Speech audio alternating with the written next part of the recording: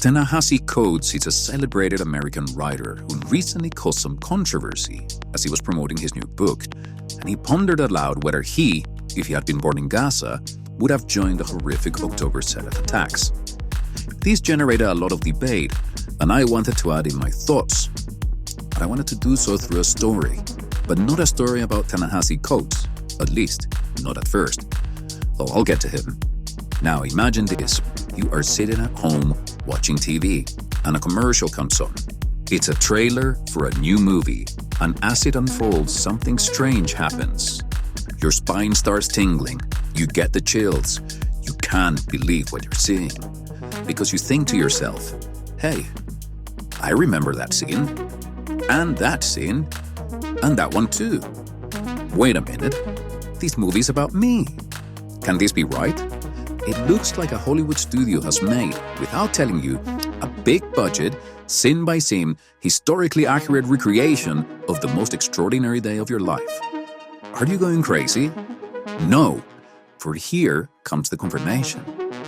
There's this moment in the movie, one you remember clearly when it happened to you. You were standing on a pile of debris, holding a flashlight, and you saw a man in marine fatigues, just like you. And you introduce yourself saying your name, Jason Thomas. That's you. You're Jason Thomas. This film is about you. The title appears, World Trade Center, a film by Oliver Stone. Now, it's immediately obvious. The filmmakers thought a rather crucial detail about this true story wrong. For rescuer Jason Thomas in the movie is played by William Watpole, a white man. And you, the real-life Jason Thomas, you're black. So to sum up, a major Hollywood movie with a production budget of $65 million spent time and care to get every tiny detail right in visually recreating the towers and their collapse, but somehow managed to get a detail as basic as the race of one of the main rescuers wrong. That's quite astonishing, right? Does it matter? I think it does, and I will explain why. You see, back on September 11th, 2001, another black man stood watching the cloud of smoke engulfing lower Manhattan from the roof of his apartment. And his name was, you guessed it, Ta-Nehisi Coates. Many years later, he wrote a widely praised and critically acclaimed memoir, Between the World and Me, which let us all know exactly how he felt about 9/11, particularly about the first responders. He said, and I quote, "They were not human to me. Black, white, or whatever, they were the menaces of nature. They were the fire, the comet, the storm, which could, with no justification, shatter my body." I repeat, the first responders were not human to him, they were menaces of nature. Now, those are pretty harsh words to describe people that most Americans remember as the embodiment of selfless sacrifice. But there's a context to this hatred. You see, Coates had a friend called Prince Jones, a young, unarmed black man who was brutally gunned down by a cop. The cop, who was also black, claimed it was a case of mistaken identity and got off without any charges being pressed. A great injustice for sure. But what does that have to do with 9/11 responders? Well, Coates tells us he couldn't see the difference between the cop who killed his friend and the police and firefighters who died by the hundreds trying to save lives that day. The first time I read that, I thought, well, that's ridiculous. But not everyone felt that way. The book got rave reviews, became a bestseller, won many awards. Now, here's a question. Who were the first responders? Were they menaces of nature? The kind of people who would, without justification, shatter the body of celebrated writer Ta-Nehisi Coates? Well, to answer that, let's return to the story of Jason Thomas. Thomas, at the time, was 28 years old, a recently retired Marine. When his mother told him 2 planes had crashed into the World Trade Center, he got his Marine uniform out of his trunk, put it on, and headed straight to Ground Zero.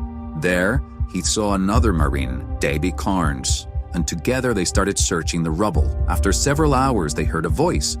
backed by Port Authority officer Will Jimeno, who together with Sergeant John McLaughlin was trapped in a hole in the middle of the pile, 50 feet deep.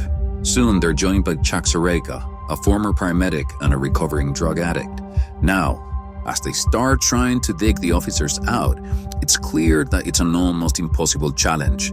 There is smoke, and there's fire, and there's explosions everywhere, and the hole they're in is highly unstable. At that moment, it would have made sense for the rescuers to leave and save their own lives. Jason Thomas had a 1-month-old daughter at home, and yet, when the situation was at its most dire, as the hole shook and quaked and threatened imminent collapse, the rescuers made a promise to the men in the pit. "We will not leave you," they said. "If we die, we die together." It's worth pointing out these men were complete strangers to each other. And for those who deem it important, they were of different ethnicities: white, black, Latino. That morning, they had no idea that within a few hours they would find themselves in a crater in hell, facing imminent death together. And yet, the rescuers stayed. They were willing to sacrifice their lives to abide by a principle that Jason Thomas recalls his mother instilling in him: "You are your brother's keeper, and you never leave a brother behind." In the end, after many hours, Will Jimeno and John McLaughlin were successfully pulled out from the rubble, alive. Jason Thomas returned to the pile for the next 2.5 weeks, continuing to help people and search for survivors. And then he left. A humble man, one who didn't seek praise or fame for his heroic deeds, Thomas never told anyone about his experience, not even his own family. And that's how the filmmakers got away with casting a white man to play a real-life black hero. You know, when you read stories about 9/11, you realize that the tale of Jason Thomas was not an outlier. It was representative of the spirit that held sway that day. One of compassion, courage, solidarity, and self-sacrifice. We know many other first responders also made the promise not to leave people behind, especially injured civilians or people with disabilities. And when the towers collapsed, for keeping that promise, they paid the ultimate price. Were they not human? No. They were the people that showed us the best of humanity. And if Mr. Ta-Nehisi Coates that day had the misfortune of finding himself trapped in those towers, like thousands of his fellow New Yorkers, rather than in the comfort of his apartment, those first responders would not have thought of harming him in any way. They would have given up everything, including their own lives, to save his. Why? Because they would have seen him first of all as a human being, and as such, his life worthy of respect and protection. The same reason, funnily enough, it's not ever right to join a program that kills hundreds of innocents. 9/11 was the kind of day which showed the true character of all kinds of people. And the wonderful thing about living in a free country, you get to decide who you will take inspiration and moral guidance from. So choose wisely.